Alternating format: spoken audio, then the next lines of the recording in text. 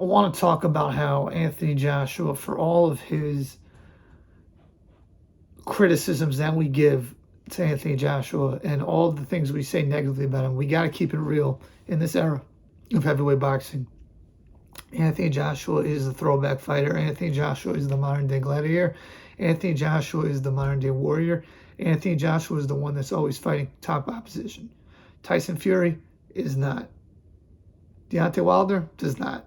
Usyk just got here. So yeah, Usyk also, but since the end of the Klitschko era, 2015, and whatever, we'll say 17, Joshua's been fighting top guy after top guy after top guy, and he's got to get his credit for that. You have a guy who's champion, Tyson Fury. In his last two fights, he will have fought Derek Chisora and Francis Ngannou, a guy who's never fought a boxing match before, an MMA fighter. You have another guy, Anthony Joshua, who's not champion. He will have fought Usyk. Okay, that was a mandatory rematch clause, but for the title. Should have fought Dillian Whyte. It was supposed to, but Dillian Whyte failed the drug test, so he fights Robert Helenius. And then he's going to fight Deontay Wilder. Let's look back to all the guys that Joshua's fought.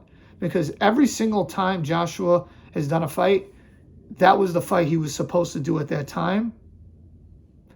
The only one that's an exception is Deontay Wilder, and I personally think Wilder is more responsible for that fight not happening. But other than that, he has fought everyone. And let's rewind it. 2015, he fights Dillian Whyte. You know, they're both European level at that time, neither world level. He beats Dillian Whyte. Then he fights Charles Martin for the title. You know, Charles Martin had the title.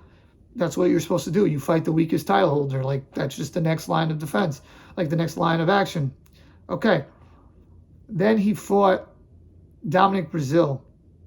I'm pretty sure Dominic Brazil was mandatory. Maybe he wasn't, but he was still in the top 10. Acceptable first title defense, even if he's not a mandatory. I don't think he was a mandatory, actually. But you know what? Fine. Then he was supposed to fight Vladimir Klitschko. Vladimir Klitschko had an injury, so he fights Eric Molina.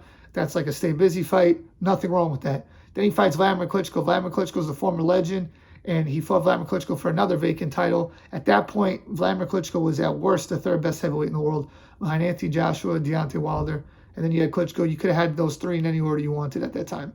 Tyson Fury was out of the sport. Beats Klitschko. Then he fights his mandatory, Carlos Takam.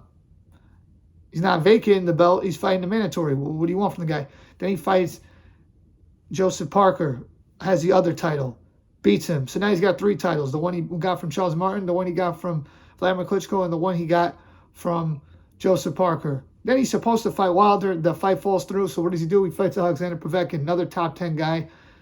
Very good heavyweight, in my opinion. Knocked out Dillian Whyte after that. It was a real formidable heavyweight. He beats him. Then he comes to New York.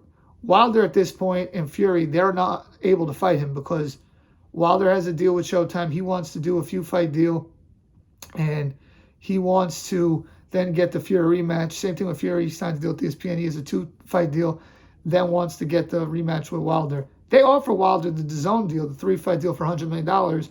Wilder said it's not enough money. I'm turning it down. He was going to get, I think $40 million each fight, and then he was going to get $20 million to fight Brazil on DAZN. And he's supposed to fight Jarrell Miller. Makes sense. You're going to America. You're fighting a guy who's formidable. And he's from New York, and he has a big mouth. But Jarrell Miller fails a drug test.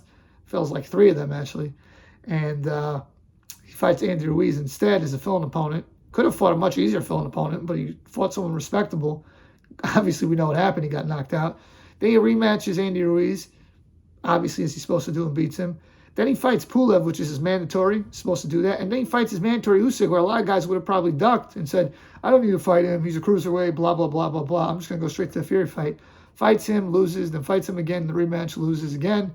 And then he fights Jermaine Franklin, acceptable tune-up fight. Like, that's a, build yourself back up fight. And then, like I said, was supposed to fight Dillian Whyte.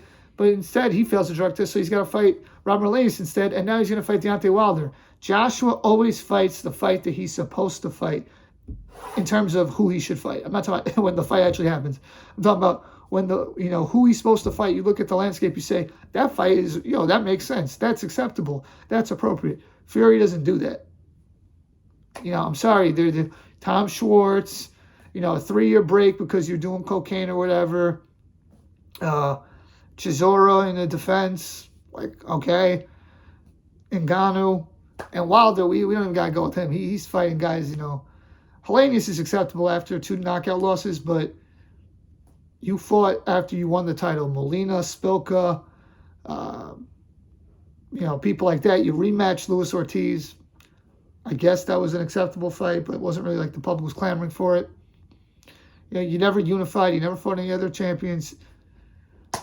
You fought Fury because you probably thought he was a cherry pick. Like, let's be honest, that was a cherry pick gone wrong. They thought Fury was finished. Like, let's go where it is. So, Anthony Joshua is the throwback fighter of this era. And that's something that I think people should appreciate more about him, because he's always known as being the money guy, and he's ducking this guy, he's ducking that guy. But in reality, he wants all the smoke.